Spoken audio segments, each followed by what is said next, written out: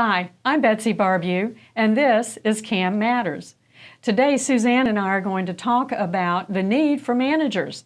There seems to be a shortage in the state of Florida for community association managers. So if you're looking for a career change, you might want to tune in. Come join us. Welcome to CAM Matters, Condos, Co-ops, HOAs, and beyond. Betsy Barbieux is an informational leader in Florida on community association living, rights, and obligations. She is an expert on the rights and obligations of owners as well as the association. If you live or are planning to live in the state of Florida, there's a good chance you'll be part of a community association. And by the end of this show, you'll know a little bit more about community associations and why they matter.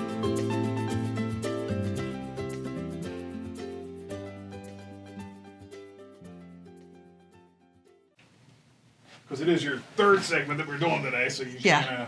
Okay. Good thinking. Welcome to the show. Betsy Barbieux with Suzanne, Lynn, and we are so glad that you're here. Today, as we continue to make these shows and produce the YouTube videos, trying to share with you some community benefits with community living, ways that your life can be better and improved and more efficient and more secure in the way you do business.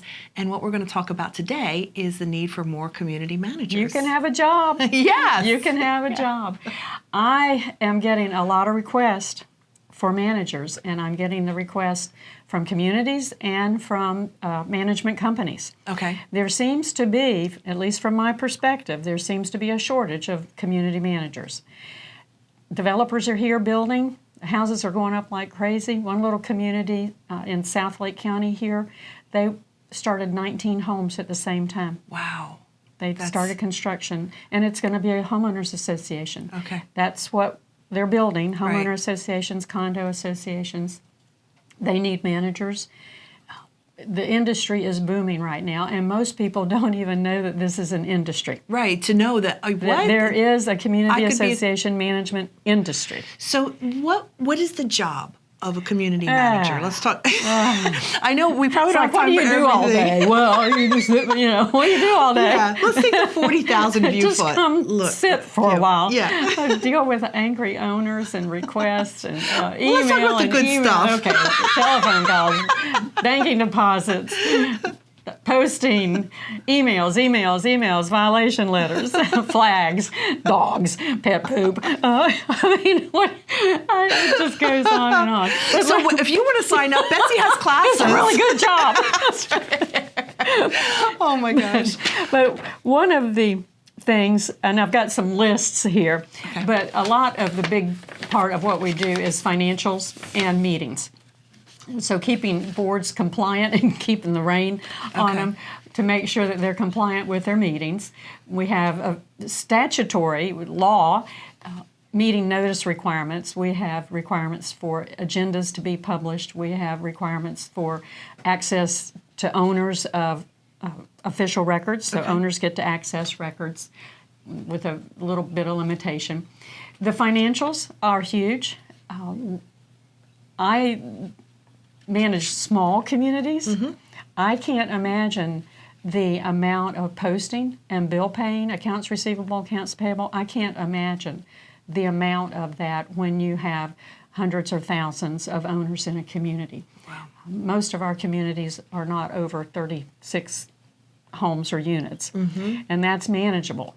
But the posting and the deposits, generally accepted accounting principles, you're supposed to make deposits every day. If you're not using a lockbox or some other banking system that takes care of that for you, then you're probably running to the bank every day, unless you've got one of those check scanners that'll scan them in. But that's just a lot of work that doesn't, it's like, what do you do all day? Right. Well, So you're maintaining, you're running almost a municipality. Yes, Like a city. yes, How many hours, and I know this is going to be a hard question, because you go from, well, a community could have 15 homes, it could have 15,000 homes. It could. You know, how much time, what kind of investment are people looking at? Well, it's a full-time job for most people. If you have really good boundaries, it could be 8 to 5. Yeah. But It depends. If you work for a management company and you're a portfolio manager, which means you have a book of accounts, you've got maybe, I'm hoping no more than 5 or 6 or 7 communities to manage, but most community management firms, companies give you a dozen. Oh, wow. And unless you've got an admin to help you, or unless the financials are being done in the back office, I don't see how you can possibly manage 12 communities and do all the paperwork, Sure. the financials, and answer phone calls and emails.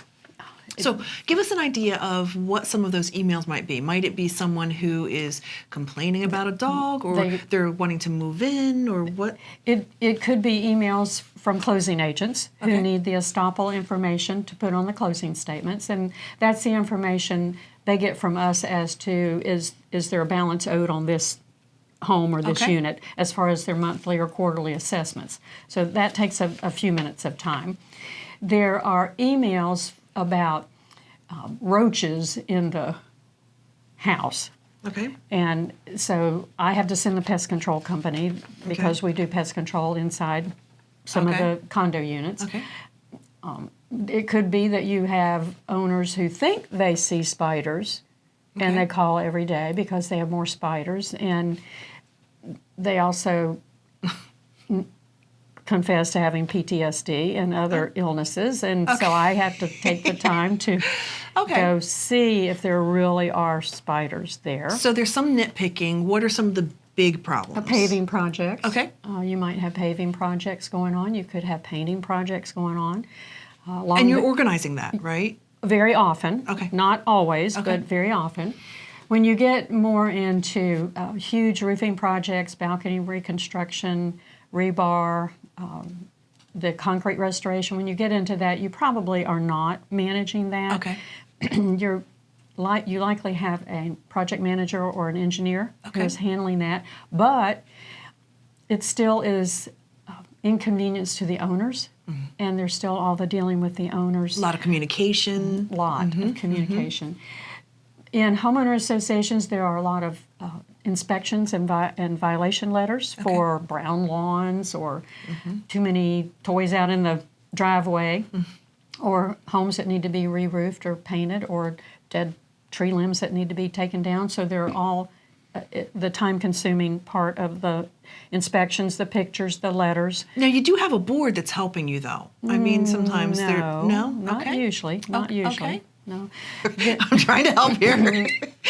In now my little communities, the boards are helpful. Okay. But that's not the norm. Okay. I don't Ours think. is very helpful where we live. Yes, That's why I assumed yes. that, yeah. But I think when you get into communities that have hundreds or thousands of homes, no, the boards Okay. are not.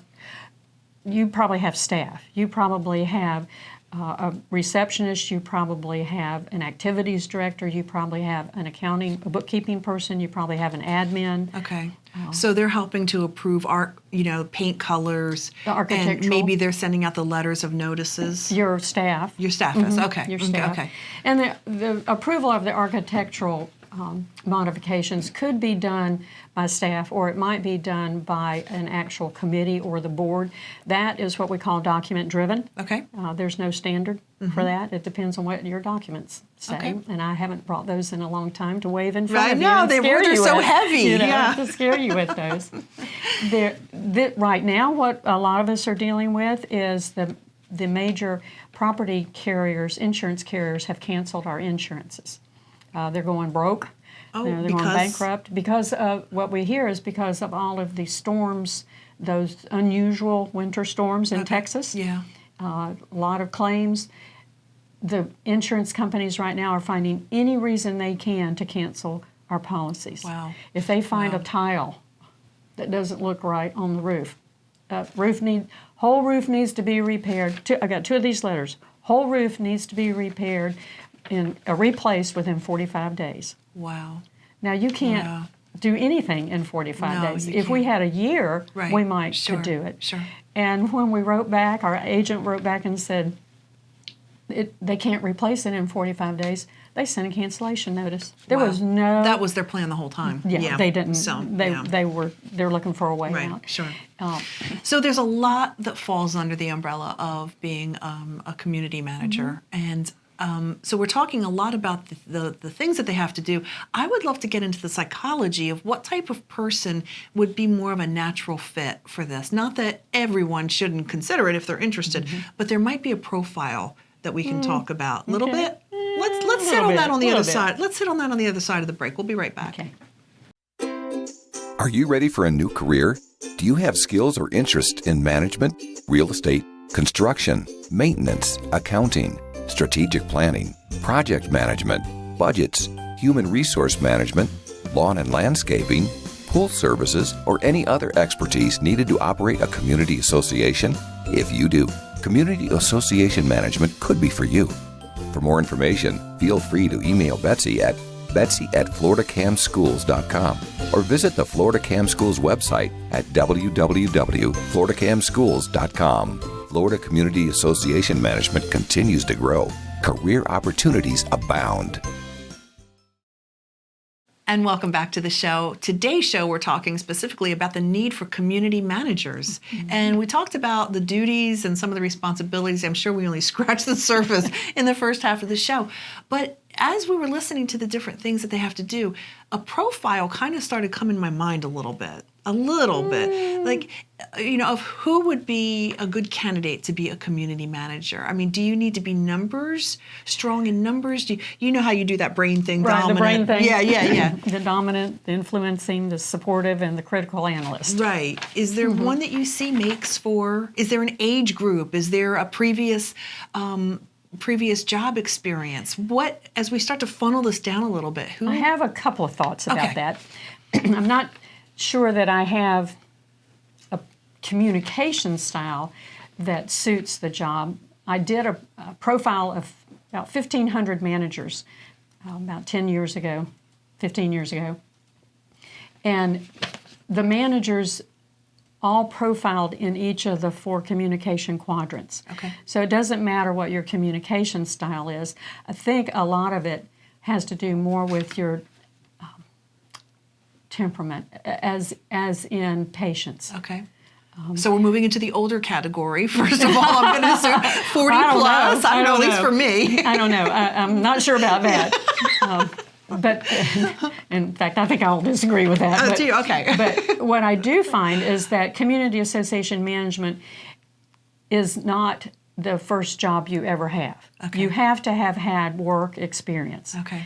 I find that most managers, this is a second, third, fourth, or fifth career. Okay. And why is that? Because Okay. I have a list here.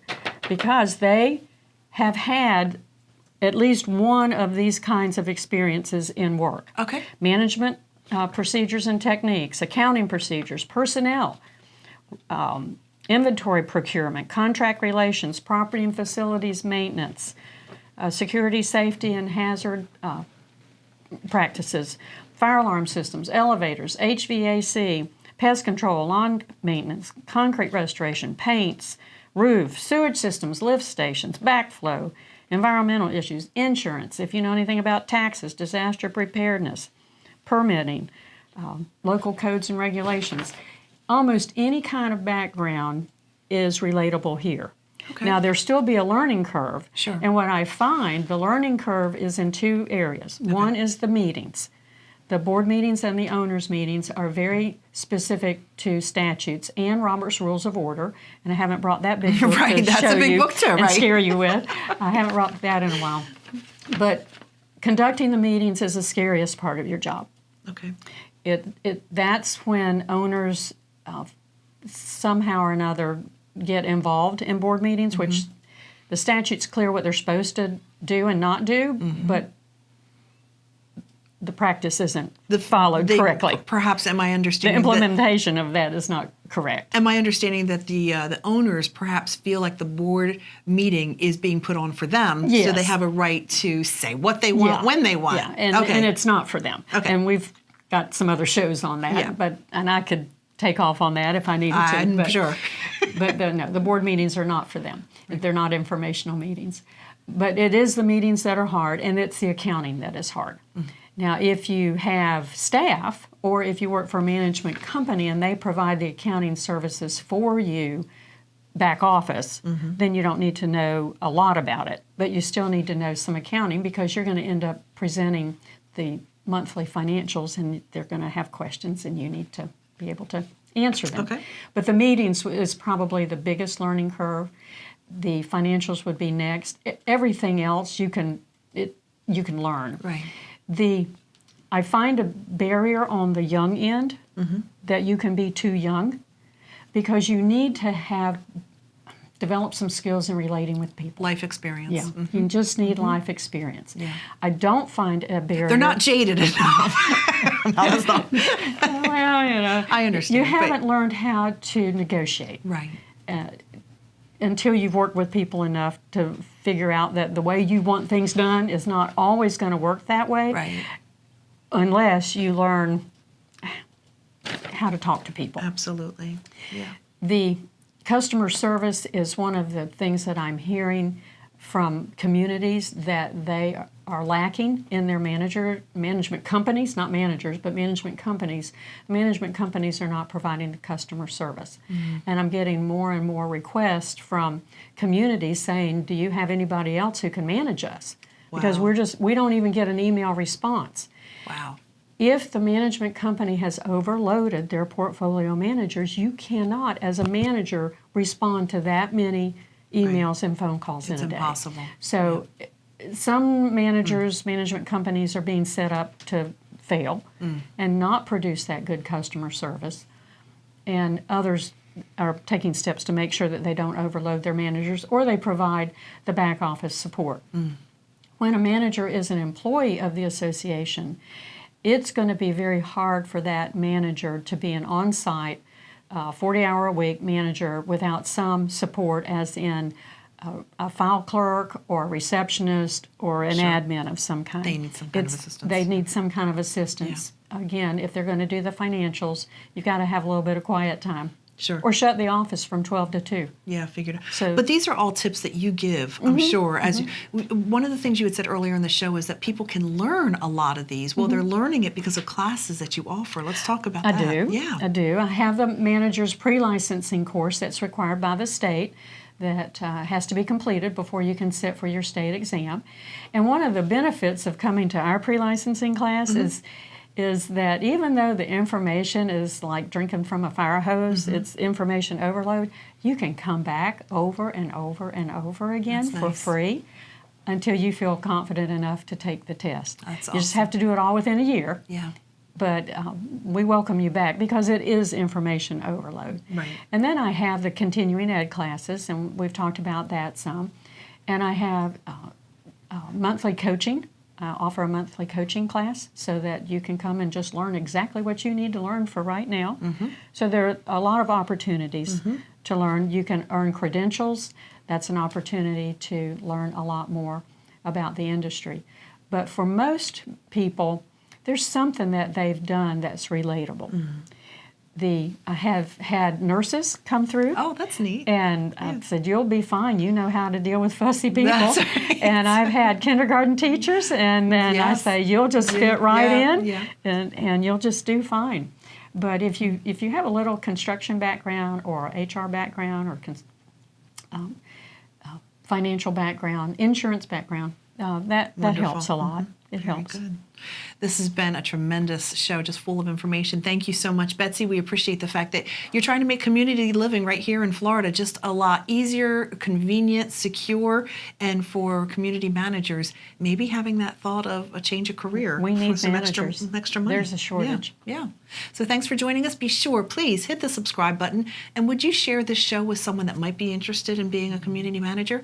And share the fact that this channel is helping community associations all around Florida. So thank you for joining us. We'll see you next show. Thank you. Thank you for listening to CAM Matters. Be sure to subscribe so you don't miss any future episodes.